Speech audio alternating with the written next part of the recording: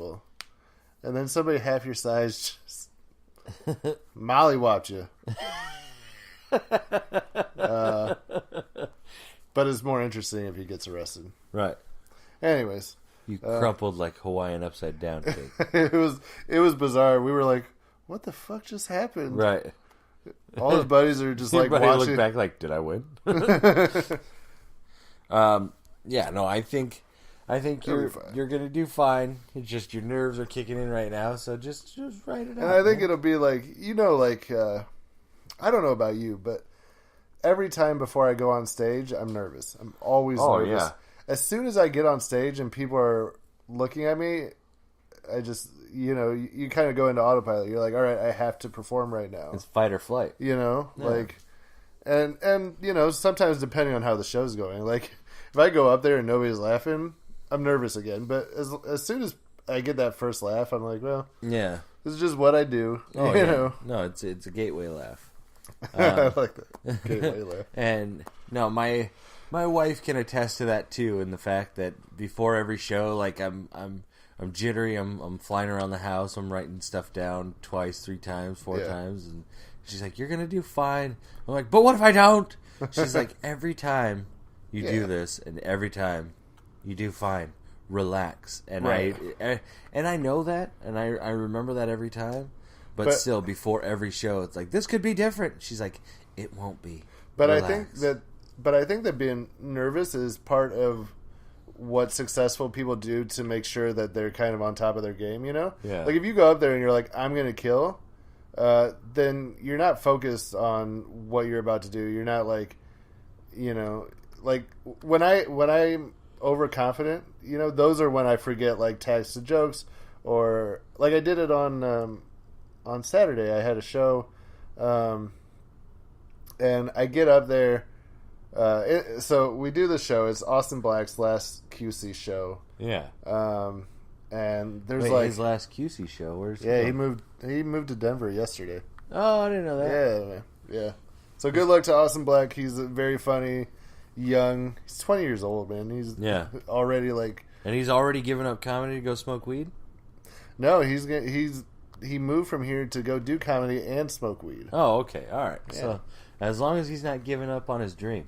No, he's going to smoke better weed and in a better comedy scene. There you go. So, well, good luck to him. I didn't know about that. I've been off Facebook, so I don't know stuff. Yeah. So this is my new Facebook alternative. This is Jakebook. So here, let me tell you about it. So we have this show. It's 3 Peoria. It was Charles Taylor and a buddy of his that lives in the Peoria area. We're like, hey, let's do a show together. So it was me, Todd, and Austin from here, and then it was this guy named Jake Murch and 2 girls, Felicia Dunn and Michelle DeSutter from Peoria. Mm-hmm. So in the lineup, it's Jake Murch and then me in the middle of the lineup. And Todd, I think, was like, that's a bad idea to have both Jakes back to back. Something's going to get messed up. And so sure enough, Jake Murch goes up. He comes off. Charles goes up there and he's like, welcome to the stage. One of the greatest guys I know, Jake McDowell, everybody. And so I get up there and I'm like, oh, yeah, I'm the greatest guy he knows. He doesn't even fucking know my name, Right. And for the first, 6 minutes or so, I'm fucking killing. Like, they love Jake McDowell. Jake Merkdowell. And then somewhere, I can't remember what, I did this joke, and it normally gets a laugh and nothing. And I was like, oh, boy, here it goes. Yeah. Here it is. And, I got him back at the end, but it was one of those things where, when you're not... I think the tension keeps things fresh, You're kind of more aware, Yeah. If you just go up there and you're like, oh, I'm going to do fine, that's when you start forgetting stuff, I think. Or, you should never be, too confident. You're not fucking... Well, I've made sure of that. You're not Chris Rock or, whoever. Yeah. No, Anyways... That was it. I think it's good to be a little nervous. Yeah. Oh, and that's the thing. Coming from wrestling, I heard a story about a Hall of Famer and a wrestling legend, Harley Race. He said, "If you're not nervous, you don't care anymore."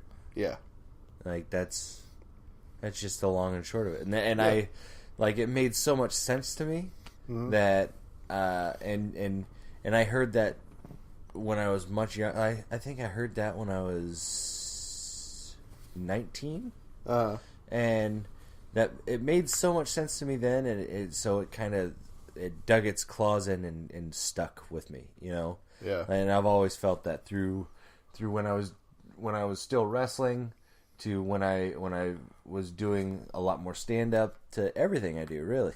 Right. Anytime I get nervous or shy or whatever, I remember, like, if I didn't really give a shit about this, right, I wouldn't be feeling this way. And the whole reason you're feeling nervous, I think, is because you want to do a good job. Yeah. If you didn't want to do a good job or didn't care about doing a good job, you'd go up there and just like, let's wing it, you know, whatever. Right. And anybody that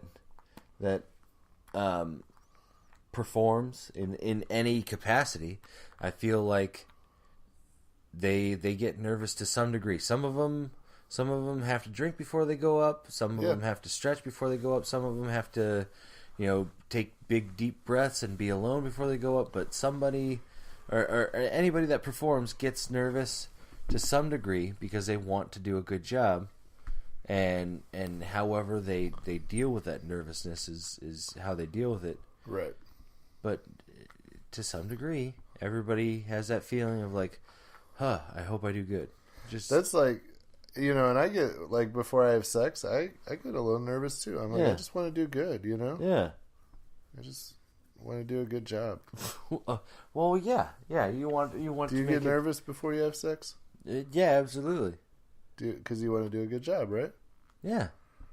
And I don't want my wife to come knock on the door because, you know. Sex with another person? Yeah, man. No, that shit's natural, man. I'm real good at. I thought you were gonna say that's just nasty. I'm like, no, I'm really good at the sex stuff. I've told myself. That was a real awkward joke to go out on. So anyway, in the news, I don't know if you heard or not, but John Cena is now on the market. I did hear about that. John Cena and his fiance of 1 year, but girlfriend of 6 now, Nikki Bella, and he broke up. Why? I don't know. Like, this is still pretty fresh. I'm sure somebody by now is like tried to curtail that whole story, like, oh well, he cheated or she cheated, or blah, blah. I heard there was a lot of talk of like, dude, if John Cena cheated, I would be literally shocked. Well, like, not just like, oh yeah, I mean, oh, that's kind of sad. Like, I would be like, John Cena did not fucking cheat. I wouldn't believe it because he's such a good dude. Did he? I hate to tell you this, but he was married once before and he cheated. What? Yep. Man, fuck John Cena. I kind of would like to see... It is. That's like really like... I would like to see... You know, people grow up. I would like to see John Cena versus Jake. Like, you defending... Me and John Cena are... I'm actually like... I'm like the same height as him, and I think we're about the same weight. Although, like, his weight is distributed more into, like, his legs and his arms. Muscles. And mine is more in, like, my stomach. Yeah. But we're not far off. We're in the same weight class is what I'm trying to say. Are you telling me that you think you might have a chance against I'm just saying on paper. One Johnson. I think more than anything he'd tear through you like paper. Yeah, well, that's what you think. Okay. Well, yeah, John Cena was married once before. Oh, actually, no, I'd tower over him. He's 6'1". How tall are you? 6'8"? 6'4". Oh, you've shrunk. And he's 40, dude. Oh, so he's got old bones. Yeah. You can take him. The prototype. He's got brittle bone weigh disease. The same. Well, look at that shit. Ring name, Juan Cena.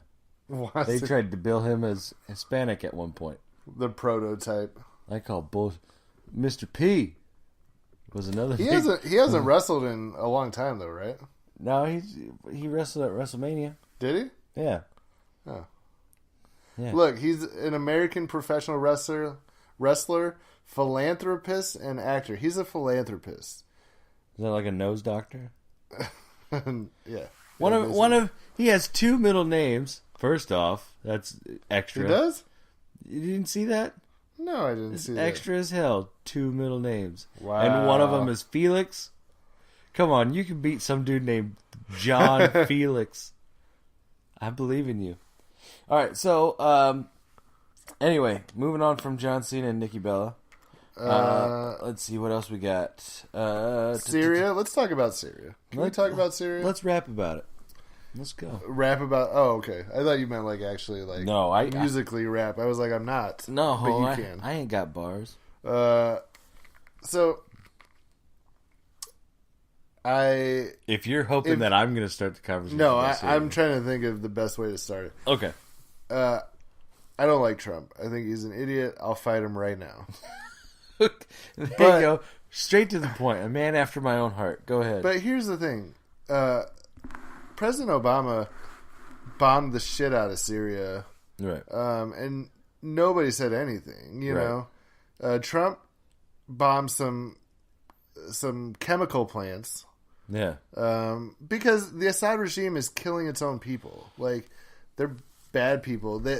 And when people say, "Oh, it's going to start World War III," it's because for whatever reason, Assad and Putin are friends, and they think that Russia is going to retaliate. They're not. Right. Well, I don't think they will.